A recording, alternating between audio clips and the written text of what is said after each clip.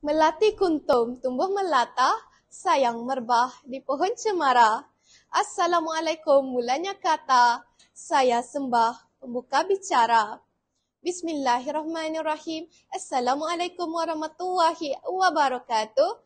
Salam Malaysia Madani dan selamat sejahtera kepada semua hadirin. Alangkah beruntungnya saya di sini kerana dapat berkongsi pendapat bersama anda semua tentang sebuah buku yang telah berjaya menambat hati saya baru-baru ini. Namun, sebelum itu, orang tua-tua berpesan, tak kenal, maka tak cinta. Saya adalah Kaisara binti Azlan, merupakan pelajar tingkatan 5 yang menuntut ilmu di Sekolah Menengah Kebangsaan Jerantut. Buku yang ingin saya kongsikan pada hari ini bertajuk Tempat Pulang Paling Nyaman karya Azrul Azlan dan Nur Mastura. Karya ini diterbitkan oleh Tentang Kita Sendirian Berhad dan mempunyai sebanyak 271 halaman bercetak. Berwarna biru tua sebagai tema warna kulit buku ini dan berharga RM49 Malaysia. Buku ini mengajak kita untuk memahami bahawa tempat pulang itu bukanlah hanya rumah fizikal atau manusia semata. Namun, ianya juga dapat dikaitkan dengan konsep ketuhanan di mana kita dapat bercerita, mengadu dan meminta kesabaran daripadanya. Turut juga terselit kisah-kisah para Nabi Allah yang mengajarkan kita untuk kekal teguh walaupun ujian yang menimpa cukuplah berat.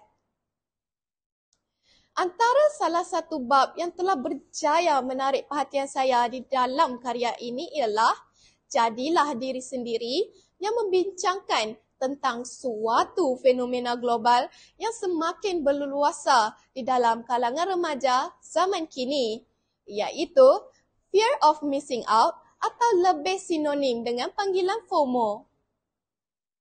Seterusnya, jika anda membelik ke helaian terakhir buku ini, anda akan mendapati suatu QR code yang bertujuan untuk membantu para pesakit mental di seluruh Malaysia.